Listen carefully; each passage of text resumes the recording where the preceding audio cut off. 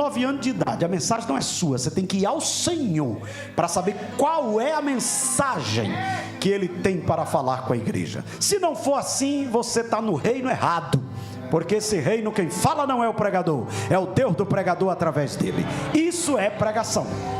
E aí eu fui buscar Deus. Enquanto eu estava esperando o voo para aqui, eu peguei a Bíblia, abri a Bíblia e fiquei lá uns bom tempo olhando e com a Bíblia aberta. Mas quando eu abri o texto, a mensagem veio. Quando eu vou pregar num lugar, que eu prego várias vezes no lugar, eu prego sobre um texto só. É algo que Deus trabalha comigo dessa forma, né? Me parece que na outra vez que eu tive aqui, eu preguei sobre a Rispa, né? Aquele texto de 2 Samuel.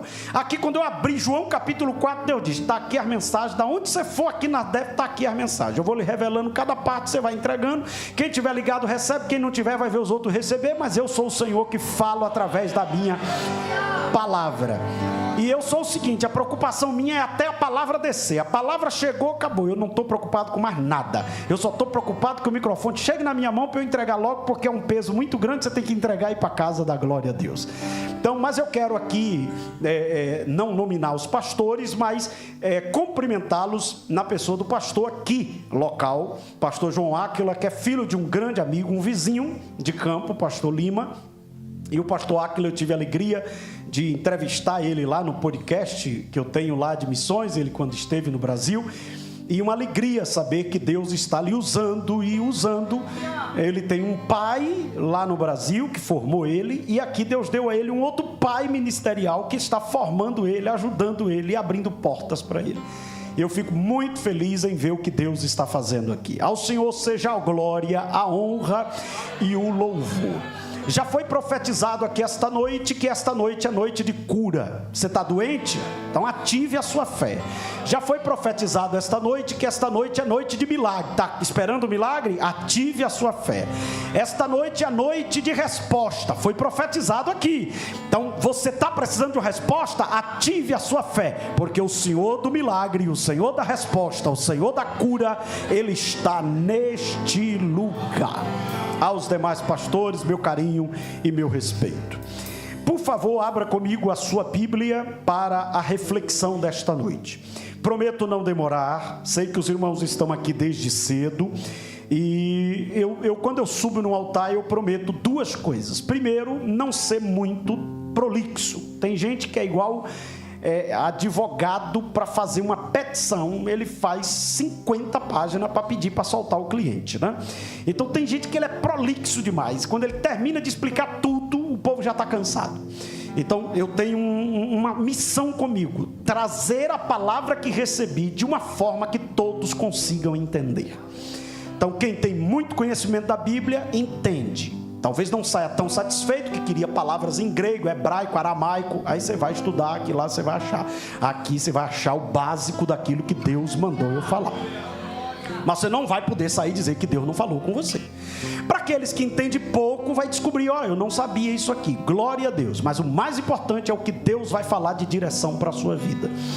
Então, esse é o primeiro compromisso. Segundo compromisso: eu não entrego o microfone sem antes entregar tudo que Deus me deu para aquele dia. Eu tenho essa missão de sair do altar vazio. Altar é lugar de você subir cheio e sair vazio.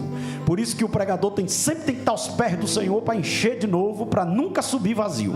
Porque quem sobe vazio não tem o que dizer. E quem desce cheio não entregou tudo que recebeu.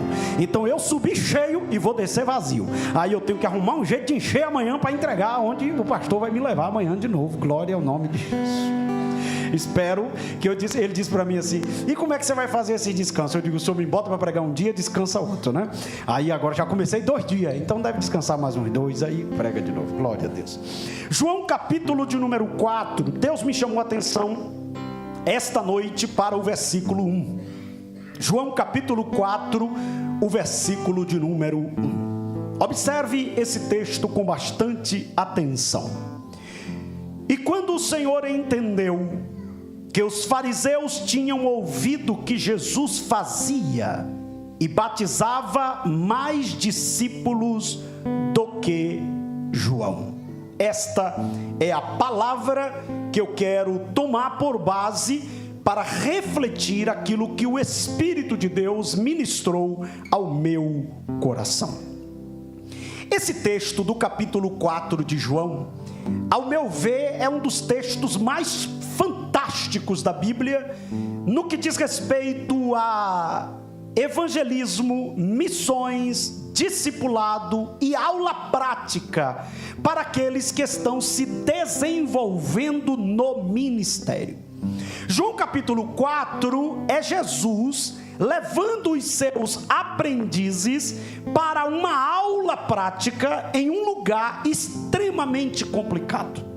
Talvez você não consiga entender, porque as aulas mais profundas que Deus nos dá são em lugares complexos.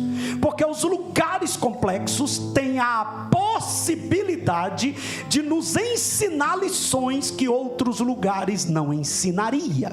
E Jesus não leva os discípulos para uma aula prática em Jerusalém. Jesus leva os discípulos para uma aula prática em Samaria.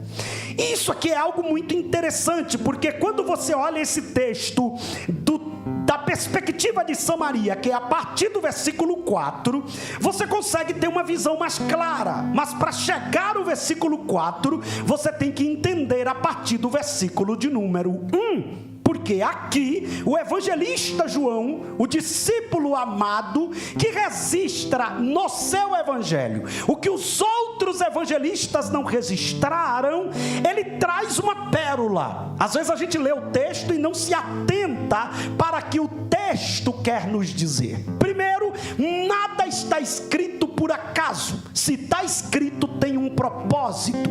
O propósito de revelar aquilo que ao olho nu, o olho desapercebido não consegue. Você tem que ter um tempo para refletir